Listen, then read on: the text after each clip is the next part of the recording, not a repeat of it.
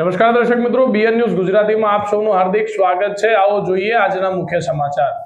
ભરૂચ જિલ્લાના જંબુસર પઠાણી ભાગોળ ખાતે senior citizen ફોરમની સભાનું આયોજન। નગરના વાઘેશ્વરી માતાજીના મંદિરના પ્રાંગણમાં જંબુસર સિનિયર સિટીઝન ફોરમની સભા યોજાઈ। અમારા મીડિયાકર્મીએ સિનિયર સિટીઝન, વૃદ્ધ અને નિવૃત્ત જીવન ગુજારનાર બુજુર્ગ ભાઈઓ બહેનોની મુલાકાત લેતા જાણવા મળ્યું કે ઘણા સમયથી સંસ્થા કાર્યરત છે। 58 વર્ષની વય નિવૃત્તિ બાદની ભાઈ બહેનો સક્રિય બની સભ્યપદ ભોગવી શકે છે। સિનિયર સિટીઝન સંસ્થા દર મહિનાને અંતે સભા કરી દર સભામાં આવનાર અતિથિઓ અને મહિનામાં જેનો જન્મદિવસ હોય એને પુષ્પગુચ્છ આપી બહુમાન કરી શુભેચ્છાઓ પણ પાઠવે છે। સહુ બુજુર્ગો ભેગા મળી એકબીજાની લાગણી વ્યક્ત કરી સામાજિક સેવાકીય વાતો કરી હાસ્ય અને લાગણીસભર ગીતો રજૂ કરી પોતાનામાં રહેલા ખમીરને રજૂ કરે છે। સંસ્થામાં નિવૃત્ત થયેલ લોકો દ્વારા કેટલીક સામાજિક સરાહનીય માનવતા મહેકાવતી પ્રવૃત્તિઓ કરી દેશ અને સમાજ સેવાના સરાહનીય કાર્યો કરે છે, જેવા કે ફ્રૂટ વિતરણ, હોસ્ટેલ છાત્રાલયના વિદ્યાર્થીઓની મુલાકાત, ફ્રી મેડિકલ ચેકઅપ કેમ્પ, નગર અને શહેરને લાગતા પ્રશ્નોની રજૂઆત કરી પોલીસ વિભાગ અને પદાધિકારીઓની મુલાકાત પણ લેવામાં આવે છે।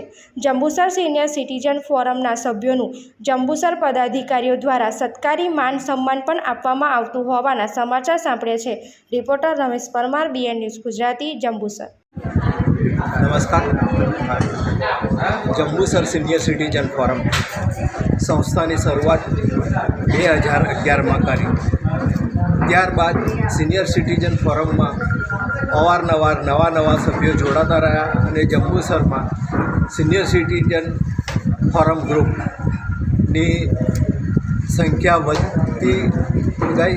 સાથે સાથે સિનિયર સિટીઝન ફોરમમાં અનેકવિધ કાર્યક્રમો જંબુસરમાં અવારનવાર કરતા રહીએ છીએ, જેમાં મેડિકલ ફ્રી ચેકઅપ કેમ્પ, વૃક્ષારોપણ, કોટેજ હોસ્પિટલમાં ફ્રૂટ વિતરણ દર્દીઓને આપવાનું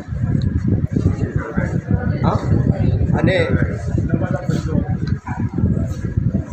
સિનિયર સિટીઝન ફોરમને અમને અવારનવાર પોલીસ સ્ટેશન તરફથી પણ અન્ય કાર્યક્રમોમાં અમને બોલાવવામાં આવે છે, સહકાર મળે છે।